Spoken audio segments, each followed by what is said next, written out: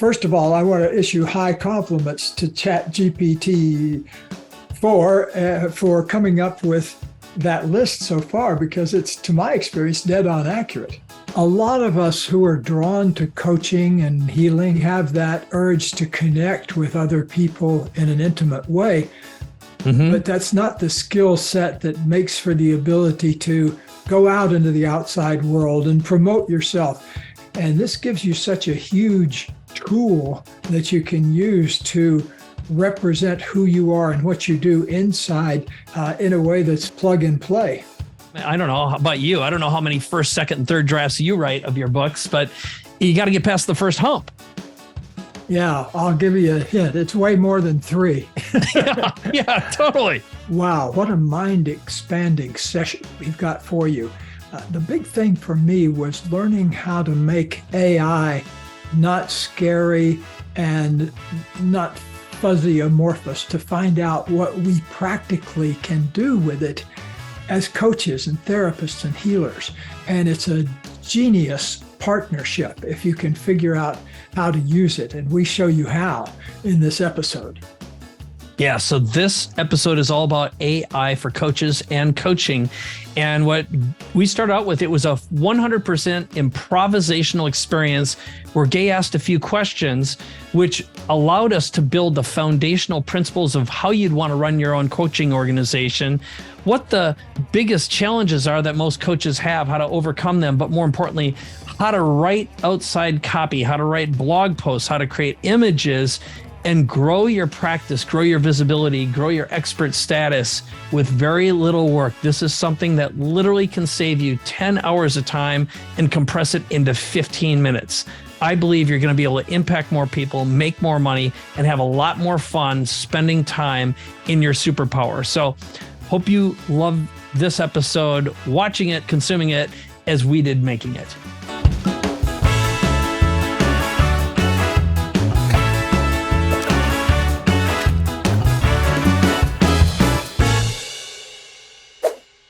Welcome to this episode of The Big Leap, and we're going to talk about the Big Leap AI for coaches. And the basic idea is Gay's going to drive this, and I am going to ask the Oracle, the ChatGPT gods, and also pick some tools for how you can be a better coach using AI, and also how you can use it to be a tool as a coach to help you be not only a better coach, but a more effective, more efficient one, and probably add your capabilities way beyond what you're used to.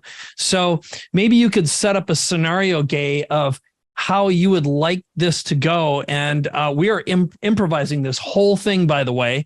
So we're purposely starting out with very little agenda other than we know our goal is increase the capabilities, be a more profitable, productive coach. Yeah, I think we ought to think of AI, talking to AI like you might talk to a stadium full of 50,000 people, and then there was some machine that kind of extracted the essence of the whole thing for you. Yes. And so what I was thinking is I personally don't know exactly how ChatGPT worked. I tried it a couple of times and did some fun things with it, and then I completely forgot about it. Now I'm coming back to it again. And so this is my reintroduction to it. So let's just start out with some basics. And a basic being, what is it that coaches really need to know in order to thrive in their life and their profession? Okay, great. And we can, I'm waiting for ChatGPT to fire up and behave itself right now. So I'm waiting for it to come up, and I'm actually going to share my screen. So for anyone watching this, I'm going to share my screen. And for anyone who is listening to this, I'll narrate what's going on. And I'll begin by telling you how I do all of my sessions, because some of the big takeaways are there are some tools you can use in ChatGPT that can make you a better coach. So I'll talk about how to process information, and also how to summarize your notes so you can do follow-up emails really quickly from a session that you might do with someone. And I'll begin with a couple of the tools that I always use. So I'll flip to the screen here if you're watching this, and you'll be able to see this is what ChatGPT, the interface, looks like. And typically, I think what's important is make sure that you're paying for ChatGPT Plus, that as of right now is around $20 a month. And you'll default and pick ChatGPT 4 and pick default, which gives you the capability of asking good questions versus the older version, which this one has more natural English-like follow-up. And the second thing that I always do, and I would open up, is I always run otter.ai, which is a real-time voice transcription program. And I like to ask whoever I'm coaching, hey, is it okay with you if I transcribe this call with you? Because I'll give you the transcription, and then we'll use the tool to follow up with you to give you everything that we agreed on. And then what I would suggest is, we can, and I like to talk whatever I'm going to create. So if we were going to start with a good question and you had one, but I'm going to show people how I do this in real time. So go ahead and ask me, what are the core questions that you'd like to ask ChatGPT? And I'll show you how to create a prompt, how to do something called stacking prompts, and get the results we want. Take it away, Gay. What's the number one thing you want to learn? Okay, I want to learn what is the most essential thing that coaches need to know and do in order to thrive in their personal life and their professional life with clients. Okay. So I'm going to grab that copy. Okay, so I just copy it. Again, you're always rewarded for being lazy, and paste it here. And sometimes it's not perfect. So I'll say, what is the most essential thing that coaches need to know in order to thrive in their personal life and their professional's life with clients? Okay. So I'm going to push the enter button, and it will immediately come up with a prompt. Now, so the responses it gives us, it says successful coaching, whether in a personal or professional context, requires a combination of key skills, knowledge, attitudes, and behaviors. Here's some of the most essential elements for thriving both personally and professionally. So it has continuous learning and development, emotional intelligence, clear communication, setting boundaries, ethics and integrity, patience and perseverance, results-oriented, empathy, adaptability, and self-care. So what we could do right now is we could literally tell this thing to start writing a book based upon these 10 things. But is there one of these in particular you'd like to go deeper on? Yes, I would, because as I was scanning this list, I was looking at it through the lens. Well, first of all, when I was at the University of Colorado for 21 years in the counseling psychology department, I trained about 1,200 master's level therapists, some of whom went on for their PhDs. And then after I went on my own, after we got the great good fortune of being on Oprah a couple of times and selling a lot of books, I decided to retire from being a university professor. And I went on my own. And I would say over the past 25 years, we've probably graduated a couple of thousand different people through our coaches training program. So looking at it through that lens, when I saw that list, my first thought was, which of these causes the most trouble for the coach if they don't know how to do it? And so a couple that just jumped out at me, back up a little bit there. I want to, in case people are just listening to this rather than watching, the first one is continuous learning and development. The second one is emotional intelligence. The third one is clear communication. The fourth one, setting boundaries. Setting boundaries jumped out at me along with ethics and integrity. Right. Because of two problems with boundaries. One problem is that people don't know how to maintain healthy boundaries. And so they end up going out for lunch with their clients and sleeping with their clients and getting into business deals with their clients.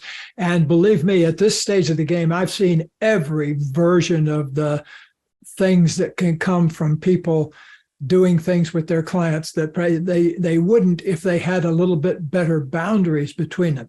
But the boundary blurs are not caused usually by anything pathological. It's just that the person doesn't have any experience with how to set those kind of boundaries.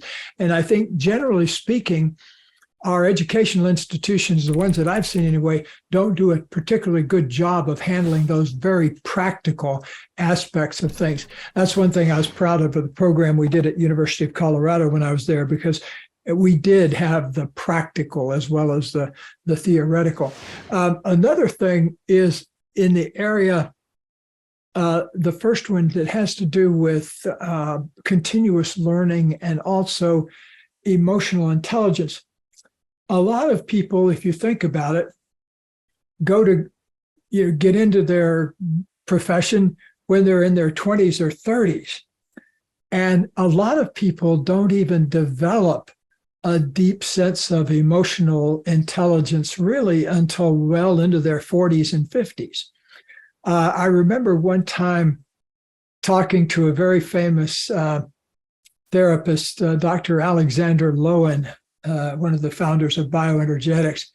And he says, it drove us young people crazy. He said, "Oh, don't even think about being a great therapist until you're 50 years old." And at the time I was about 35, as well as the other people in the room, we were saying, no. And, he was so right about that in a way, because you can only take a person as far as you've gone yourself. Like if you haven't let love into your own life and transform your life, how can you help somebody else love themselves? And so a lot of times that I know I got my master's degree when I was only something like 24 years old, and I got my doctorate when I was 28, and I was, still in the middle of my 20s, or having to do with a lot of things that weren't very emotionally intelligent about me. And I didn't even learn them until later in my 30s and 40s. That's the reason when you work with people, you've got to maintain that humble attitude of, we're all in this together. We're learning here. We're in a learning paradigm together, rather than I'm it and you're not, or I know it and you don't. It never ever works that way. And that leads me to another thought too. If you look at the statistics for mental health practitioners, for example, which is probably true of life coaches too, they're usually in and out of the profession in under 5 years. They're doing something else 5 years later because they've either burned out, gone broke doing it, or haven't managed to translate what they know inside out to the public, so the public gets to know who they are. They're trapped behind a fear of outshining, or one of the other early childhood issues that I talk about in The Big Leap that are in the way of their full expression.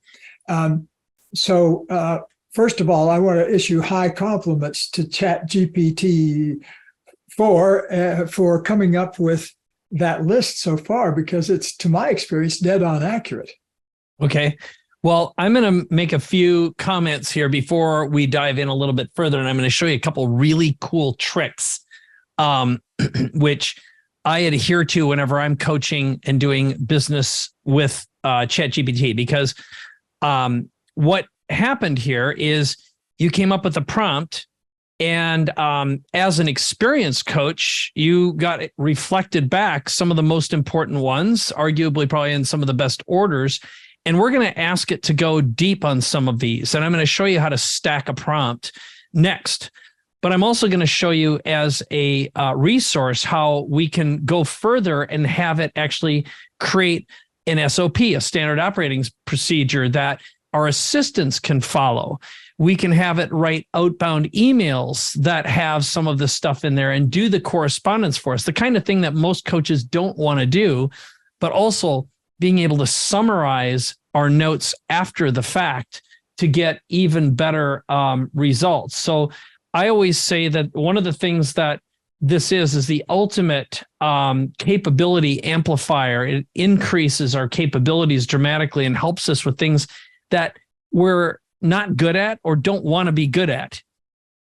And I really think that that's a super, super valuable, important thing.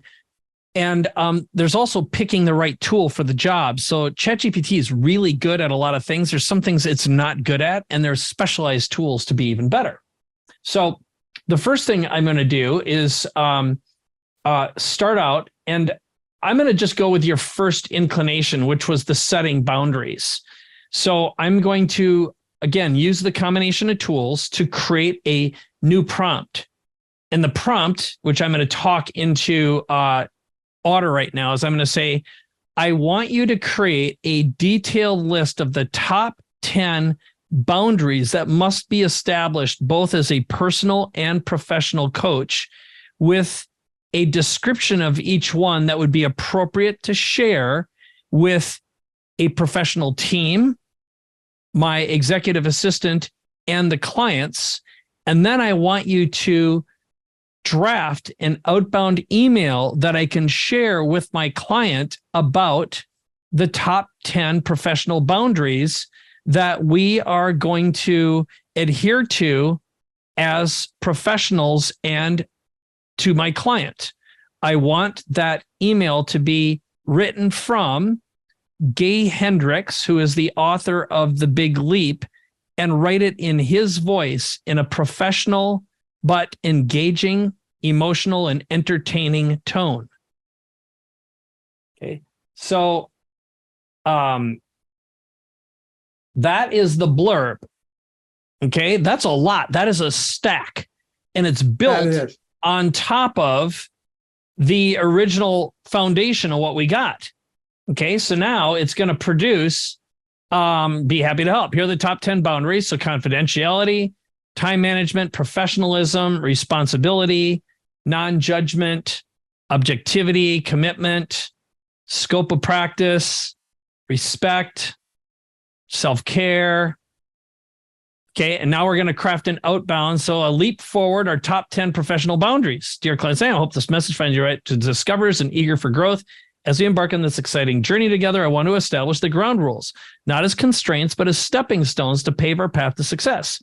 We're in this together, and these boundaries are meant to foster a secure, respectful, and productive environment. Now, I don't know about you, but that actually sounds pretty close to your tone. Yeah. Right? Okay. I'm blown So it away, already actually. is. Yeah.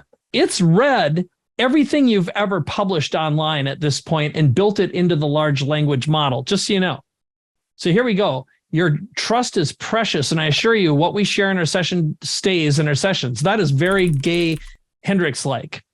Time management. Our time together is sacred. Let's honor it by starting and ending our sessions on time and notifying each other in advance if rescheduling is needed. Okay. Professionalism. We'll navigate this journey with integrity and professionalism, keeping our conversations focused on your growth. Responsibility. You're the master of your destiny. I'm here as your compass. Well, I'm here to guide. The actions are ultimately yours. That's very much like your voice. Yep. Right? Yep. So we go on with these. And that would be, and look at this, wishing you abundance and joy. That is 100% the way you would end an outbound email.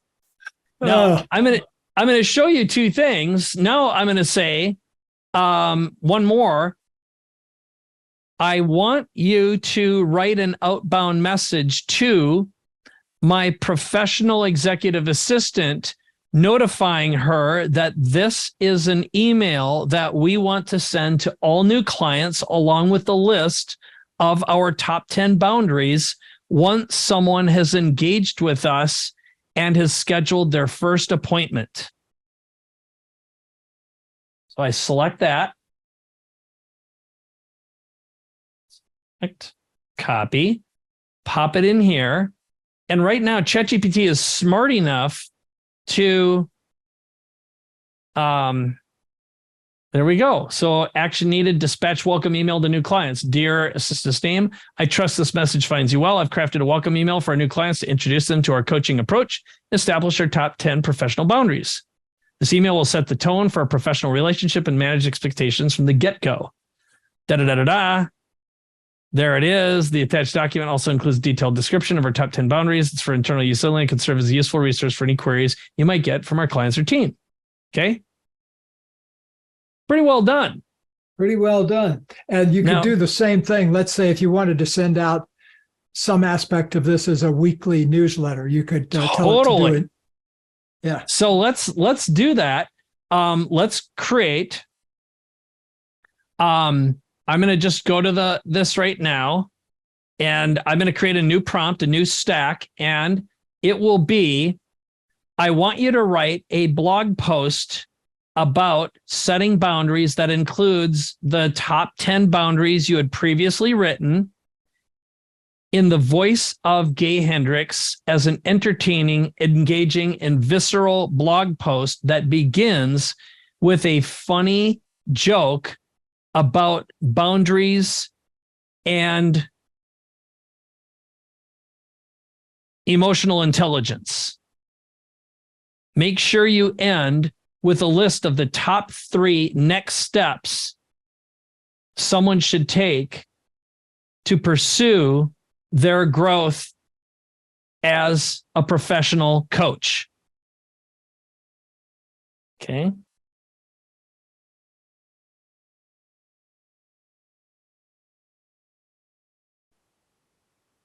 Okay, so then we grab that, copy, boom. Right. Now, this is one thing I hate. Sometimes it will not copy everything properly when I grab it. So let's see if we can get this to work. Otherwise, I'm going to have to edit it a little bit. Boop. All right, one more time. There we go. Right. Previously in the voice. Sometimes it doesn't do it. Engaging visceral blog post. It begins with a funny joke about boundaries and emotional intelligence. Make sure you end with a list of top 3 next steps you should take to pursue as the growth as a professional coach. Great. So let's just see. How long is your blog post usually? How many words? 1,000 word, 800 word? No, I would say it's even less because it has some pictures. So maybe 500 to 600 words. Okay, I'll just do a 600 word. Okay, now that's pretty cool. So it's gonna write your blog post for you. Boundary lines, a humorous take on serious growth. In the world of coaching, it's often said that without boundaries, there are no limits. On one such occasion, a client asked me, Gay, how do I know if I'm crossing someone's boundaries? I looked at him with a twinkle in my eye and replied, well, you'd feel a sudden zap like a cartoon character touching an electric fence. That's not bad. If it's not great, let's make it better. Okay. Okay. Better joke. Yeah. Okay. So here we go. There's the top 10 boundaries and then the next steps. But let's say that's okay, but I want you to open with a funnier joke, but this time write it in the voice of Ryan Reynolds, but don't mention his name. Okay. Let's see what the Ryan Reynolds joke comes up with. Okay, if I were to compare boundaries to a movie genre, they'd certainly be a mystery thriller, kind of like trying to solve why a vegan friend gets mad at you when you mistake their tofu for a sponge. It's all in understanding the nuances, folks. Yeah, it's all right. But the whole thing is if you don't get what you want, you tell it what to change. Mm-hmm. And this time it kind of wrote it in thematically around movies. Yeah. Right. So now I'm going to show you something else that's pretty exciting. And that would be, let's say, for example, you wanted to create a photo that would go along with this. Okay. So I'm going to introduce you to another tool, and it is called Midjourney, and it's going to create a picture for us. So now I'm going to create a prompt that will say, now I want you to create an image prompt that I can pass to Midjourney that will be representative of emotional boundaries for professional coaches. Okay. So I'm going to grab that.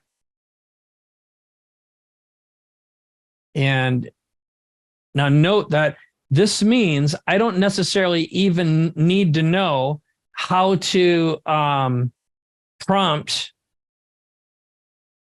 and use this tool called Midjourney, which I'll show you in just 1 second. All right.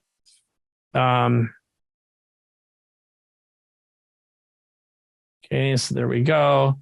So now it's coming up with visual elements, symbolism, color palette, text, setting, emotional tone. All right. So I'm going to just grab this and say emotional boundaries. All right. Now I'm going to go to this other tool. And this is a program called Midjourney. And I happen to like this. And basically what you do to create an image is you put in the /imagine, which is just like an instruction. I paste in the prompt that this thing made for me, hit return. And what it's doing right now is it's going to start drawing the picture. Now, I use this all the time to create like diagrams and imagery, and know that all this is original. So I was doing packaging products. This is one for someone, a leadership photo of someone looking into the horizon. And I do faces.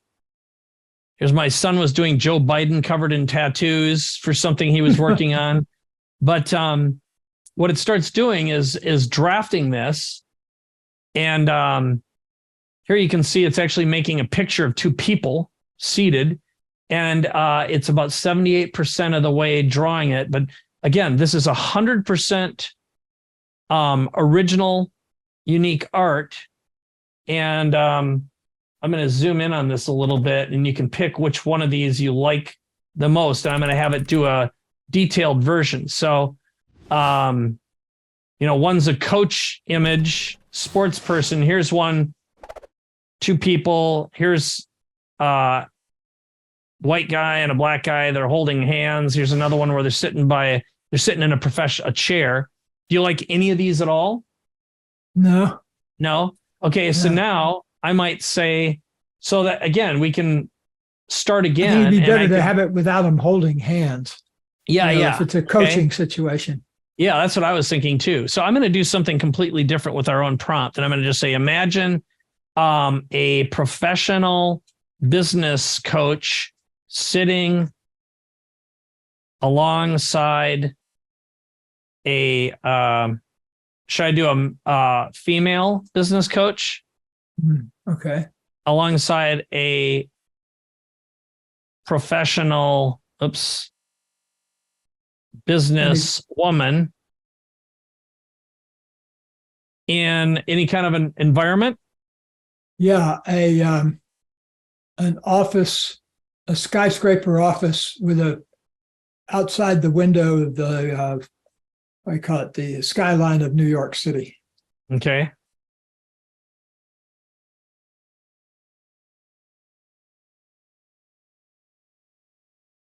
Okay, let's see what that looks like.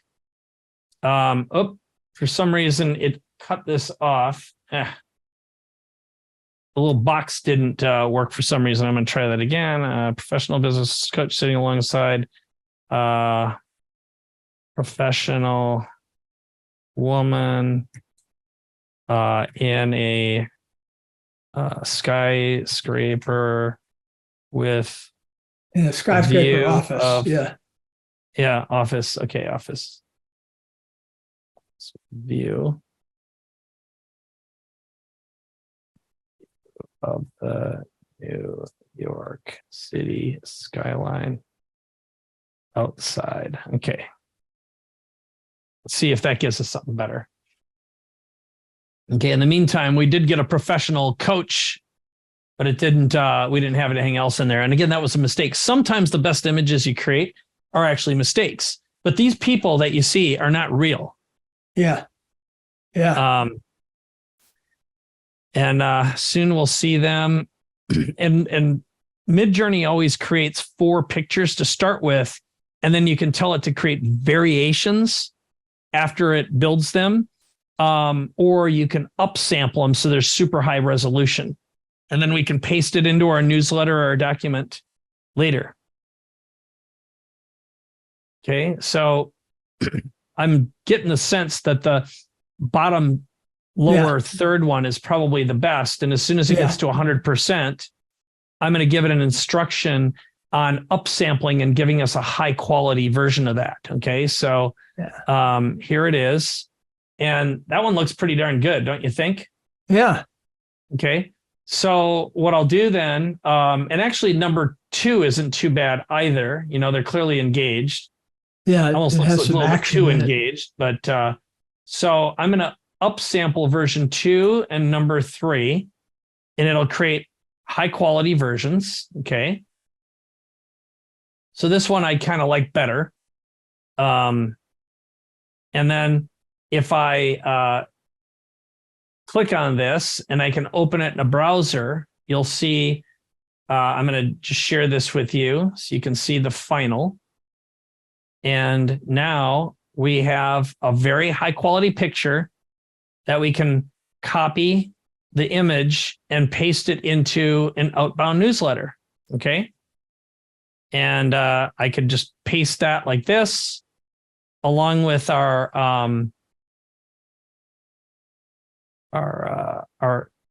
you know, the original blog article, which I can just do a copy, boop, like that, paste it in here. And, you know, once you get used to this, you know, you literally can produce an enormous amount of content and emails in a matter of minutes.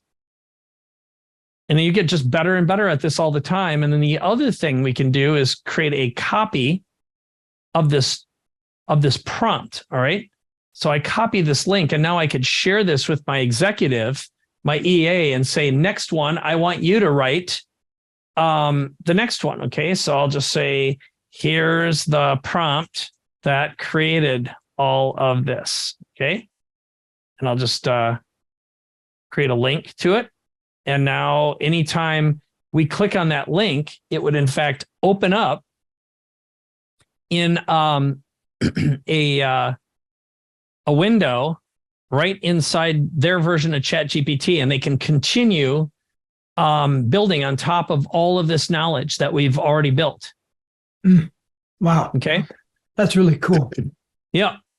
So any questions so far before I maybe give you one other big takeaway? And I know we're going to wrap this up, but what shows up for you when you see this, and how much more productive do you think it would have made you as an early practitioner and some of your students that you've been working with?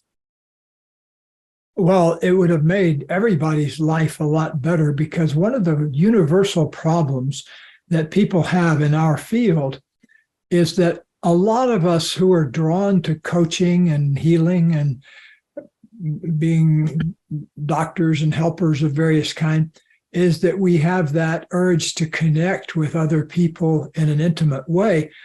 Mm-hmm. But that's not the skill set that makes for the ability to produce newsletters and go out into the outside world and promote yourself. And so a lot of people that quit the field after 4 or 5 years just can't make a good living in it. Yes. And because they haven't learned to interface with the outside world.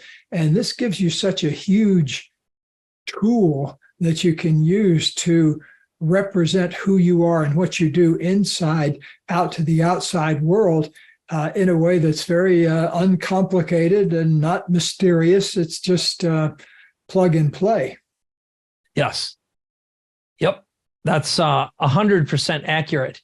So I'm going to show you something that to me would be, and this comes from practical example, because when we're working with people, when we're doing our coaching, our Superpower Accelerator sessions last 3 full days, and we capture and transcribe everything. And we have to write pretty complex follow-ups, and it's not unusual for our master document where we're doing everything can be 120 pages long.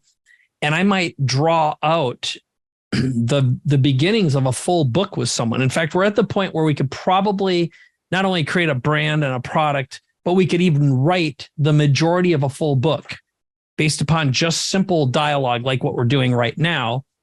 And now we're experimenting with a voice synthesis technology that would allow us to do a audiobook version of a book with that person's voice in a day. And you know how painful it is to write a book, or I mean, to audio narrate a book. It's hell. Yeah, and it sounds really good. We're just right now we're automating it. Like yesterday, my son was working with a friend of his who works for Amazon right now, and we're building out a whole platform for doing that.